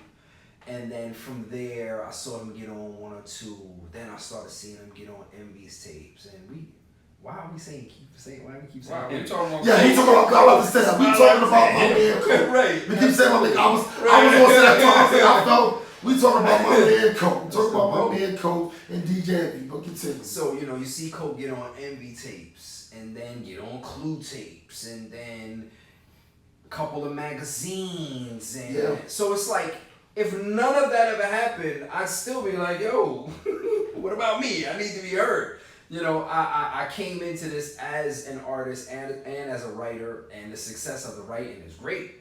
But I got some other stuff. I got some stuff that I want to say. So, had none of that stuff happened, I'd still be wondering, or trying to figure out, when's my timing, when's my footing, where's my lane, how am I going to do this?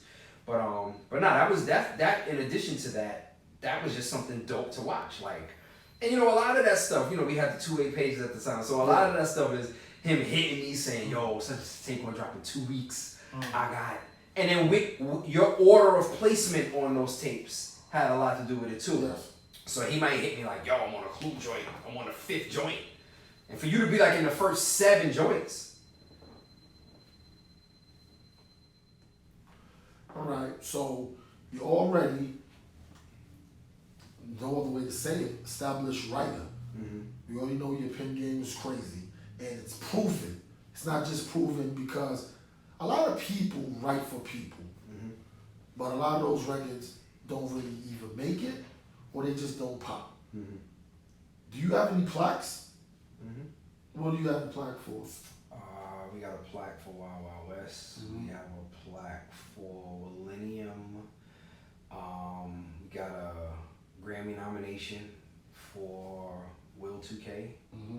We got a American Music Award for Switch.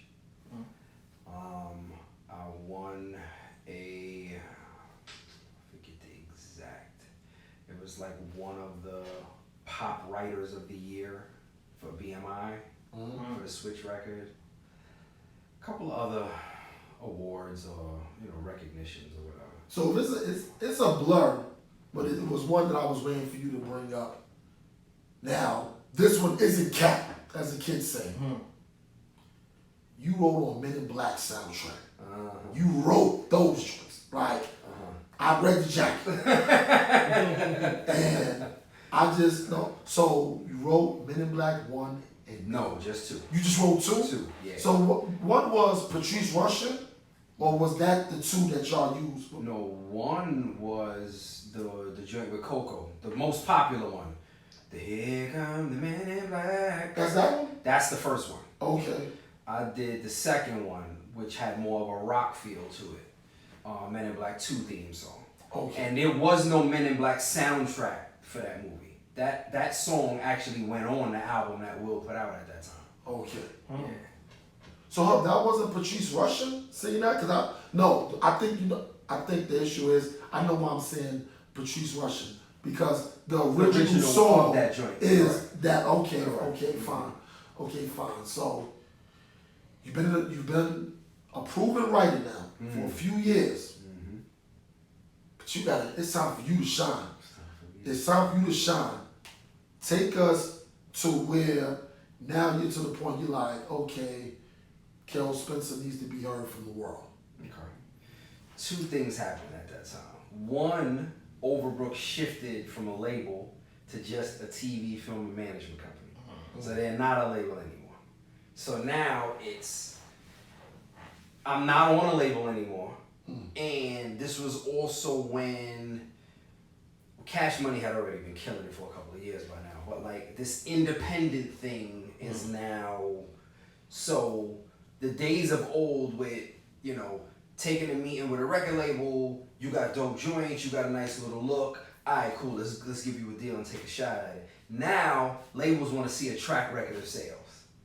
You know, you got No Money, no Limit. You got Cash Money. You got Rockefeller. You got Rough Riders. You got, so now it's, all right. If you're not with an entity, what radio play have you gotten already, and what track record of sales do you have? And I had none of that.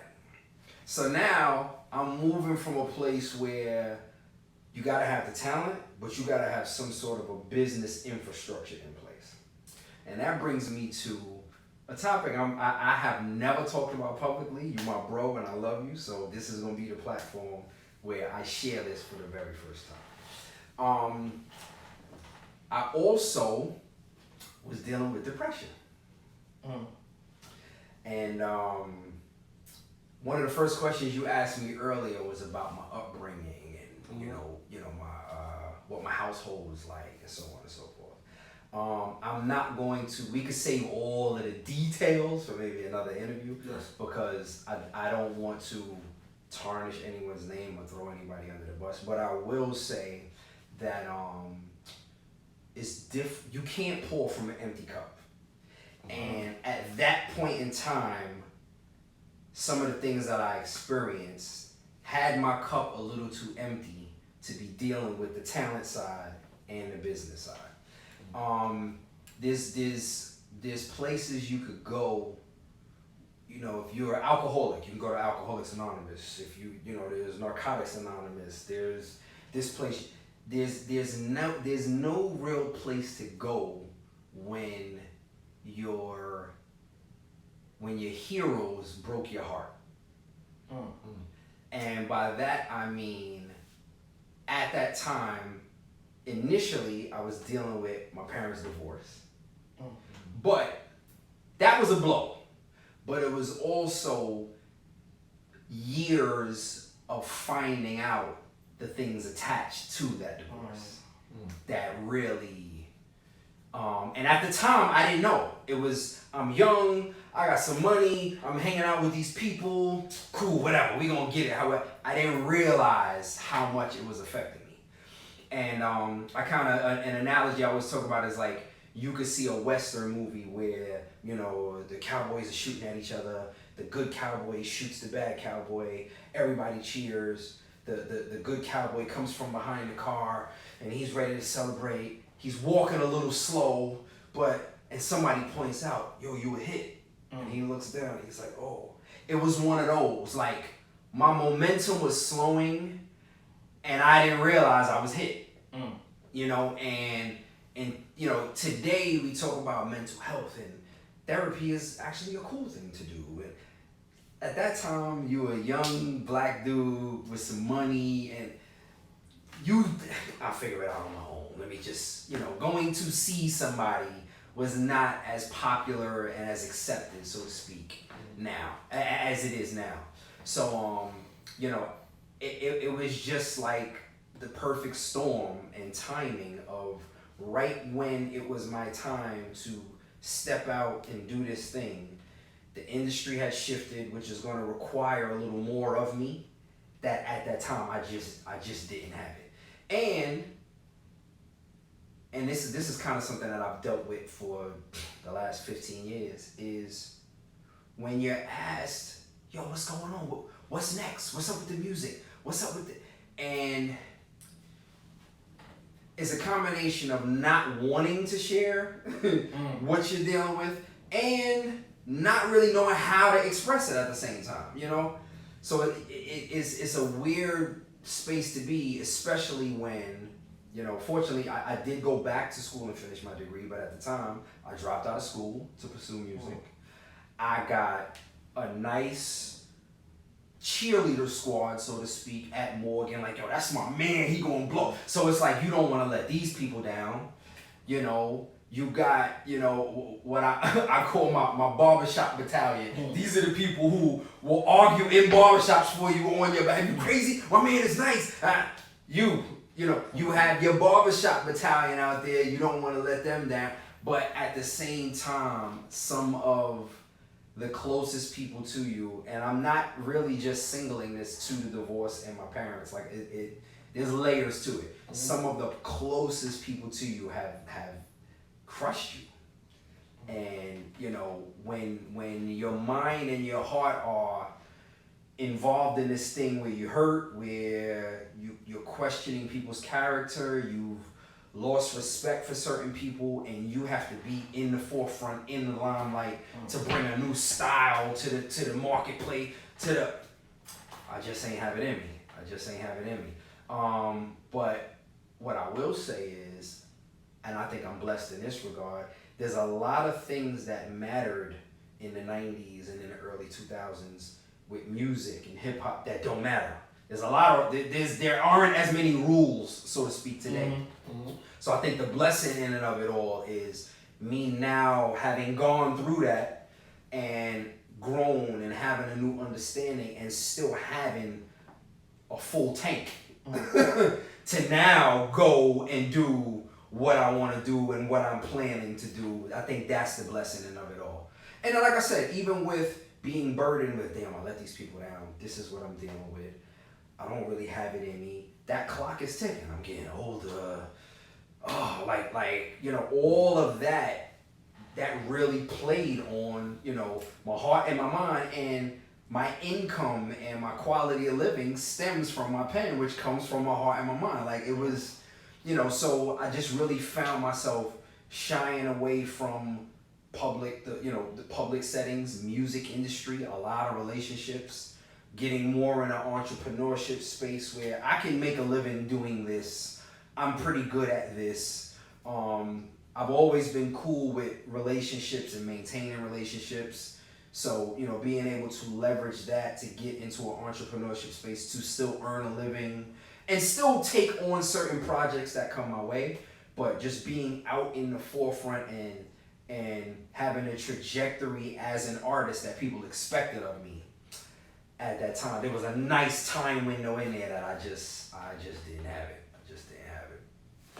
So, for you to when people are going through things, it's hard to pinpoint what's going on at the time. I can see you an introspective dude, so it's like, how much of, you know, what was going on with your parents were you thinking at that time, like, this is on my mind right now because of this, or because you're a fixer by nature, a lot of things, and no other way to say it, your mother and father, it's nothing you could do, you know, for that relationship. You being the oldest son and understanding you travel, but that's a relationship you'll never be in. That's not just you, anybody that grew up in that environment, you can't fix that relationship for whatever it is.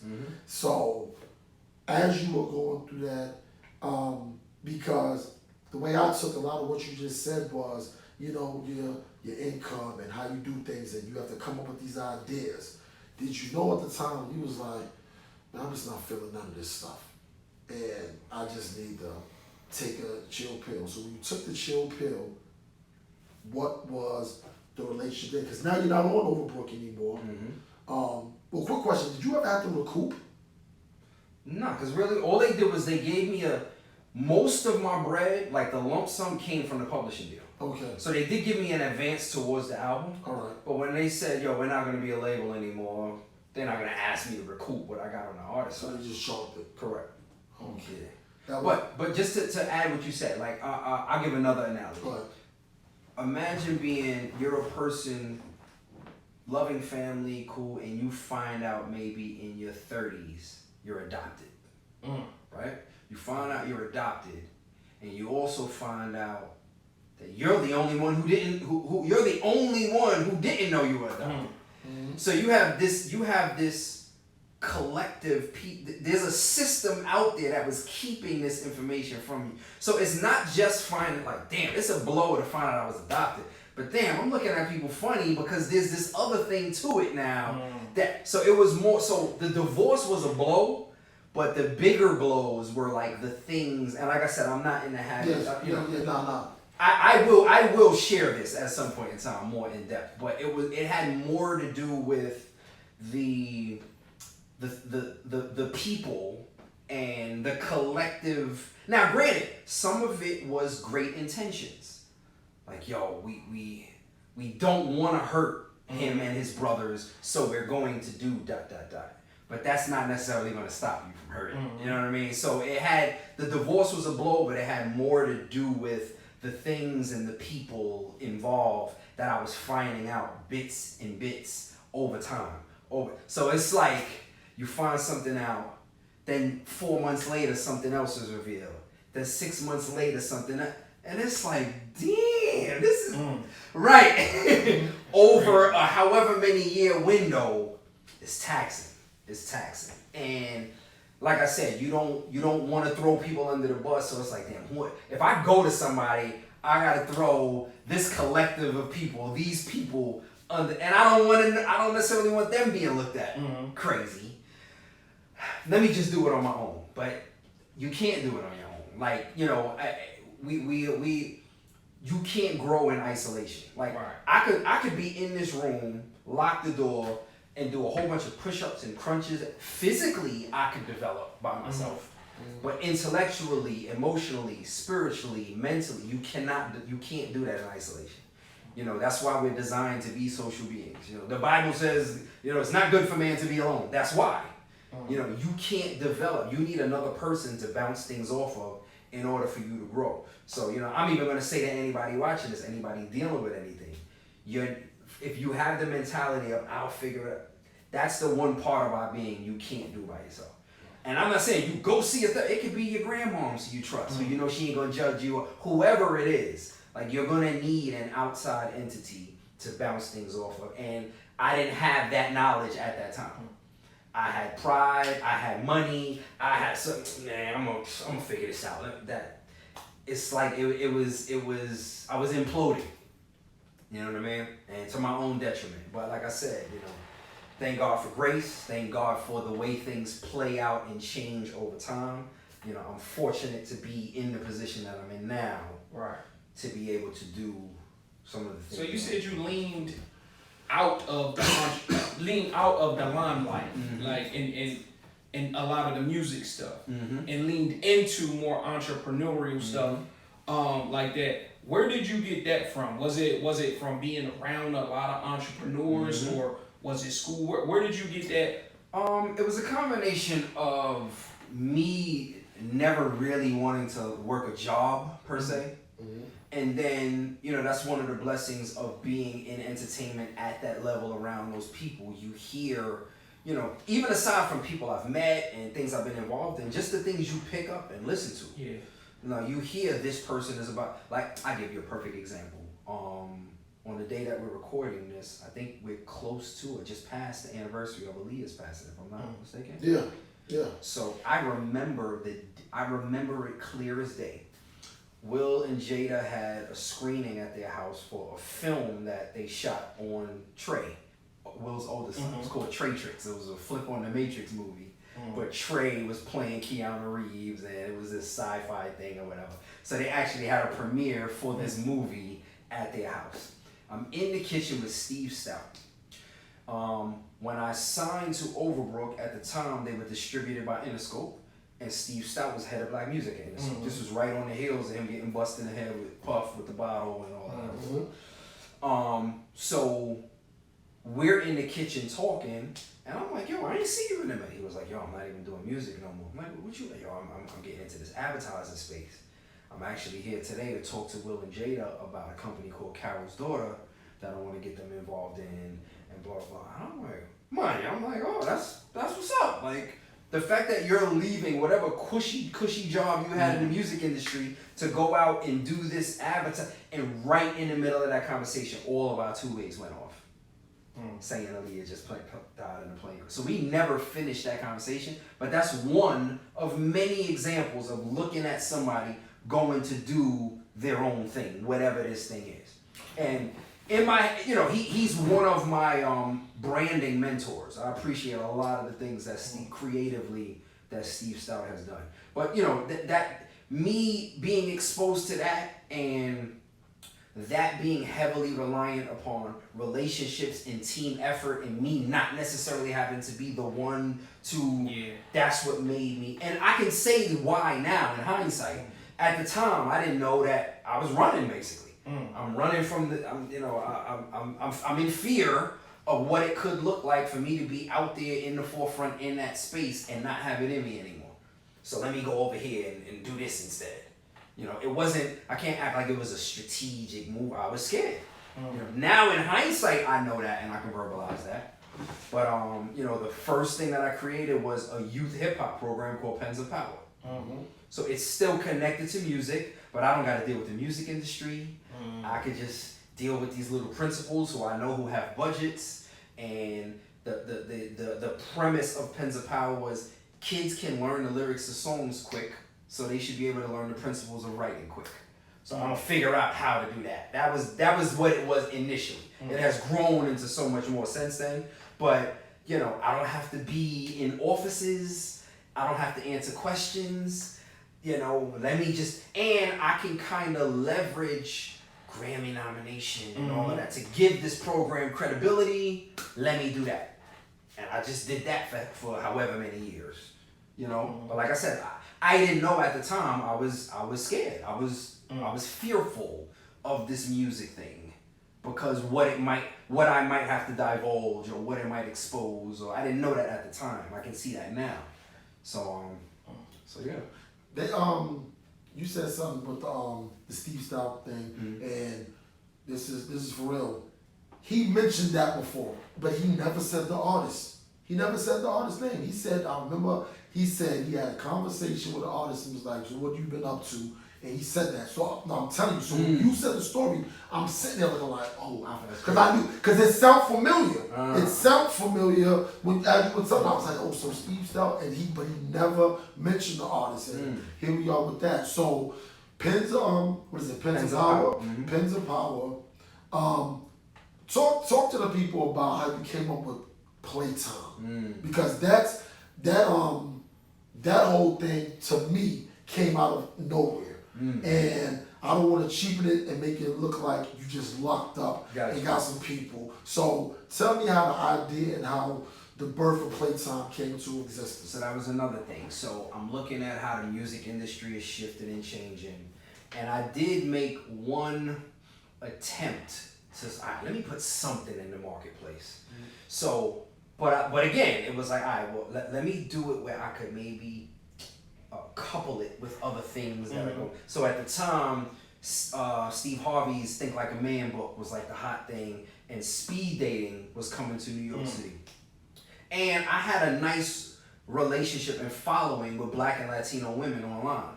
So I said, how can I do something in that space? So I put a project out called Salon Stories. It was like an album about relationships, and the skits in between were women talking in a salon, and those were the segues to tie in the songs. MC Light is like my big sister. She kind of hosted the project, so to speak.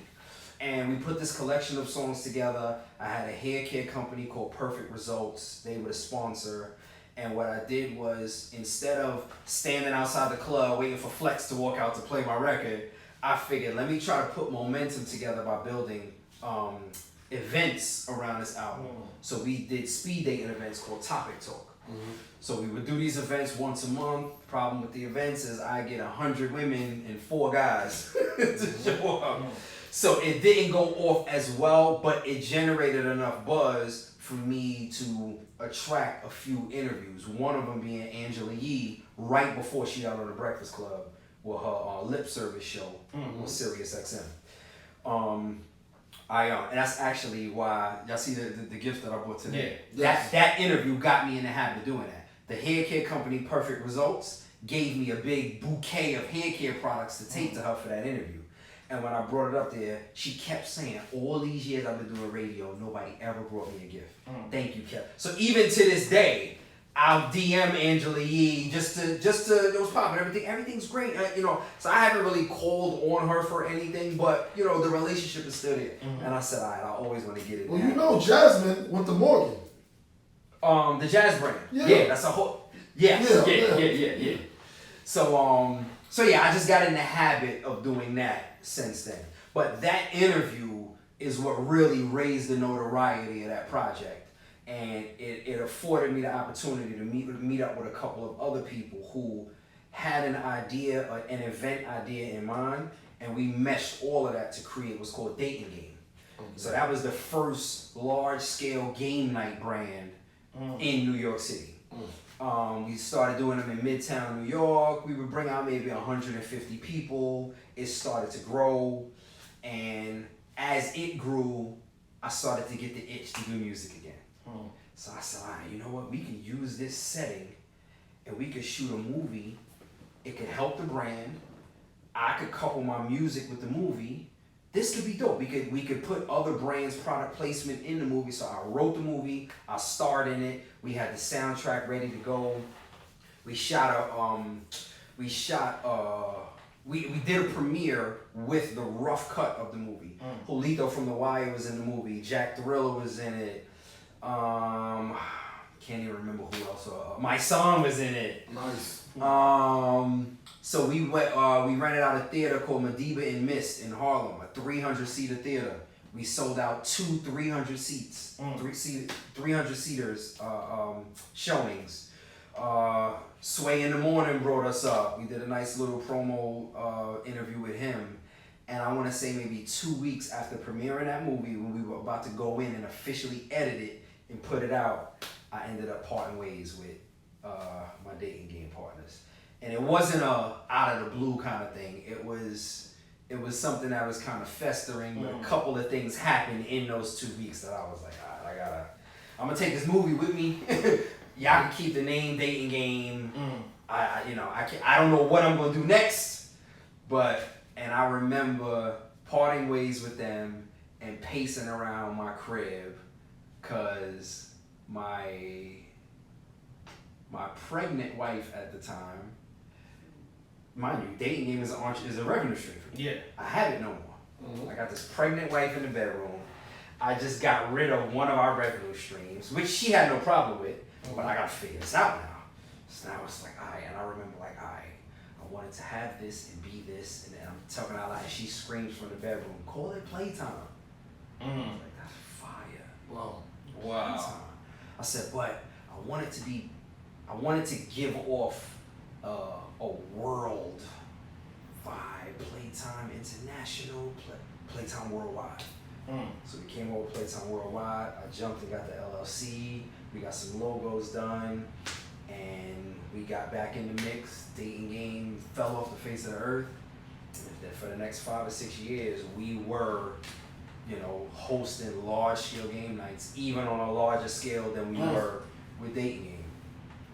Put a Facebook group together. Before we paused it, in the middle of the pandemic, we were up to maybe 30,000 people, super active in the group every day.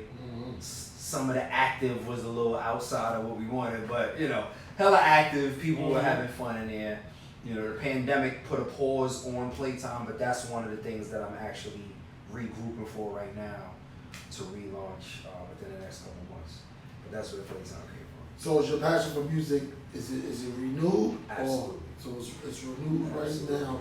So through Playtime, love and loyalty, it sounds like you kind of come full circle with a lot of things that probably, I'm not going to say, I hate to say should have been there at the beginning, because you don't get Playtime unless you go through those whole experiences of everything you did. And I just wanted to give your flowers up close, and it's just that I've always felt that you had an important story that people needed to hear, and I always wanted, first of all, I got time people asking me. Now that was just, it's just on one side. Not to mention the speculation of, it probably ain't pop off because of this or because of that. Some of the things I've heard, and I'm like, I've never even shared why it didn't happen. So yeah, but you know, people gonna be people. So you know. Yeah, so hold up, I gotta grab this.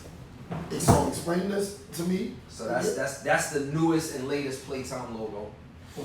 So Exclusive, y'all. yeah, so you know, the idea is we now want Playtime to be a clubhouse for a slightly more polished crowd. The old Playtime, you know, we would bring out 300, 400, 500 people to a game night. Entry fees would be $20. We didn't really stress dress code, and all of that is cool.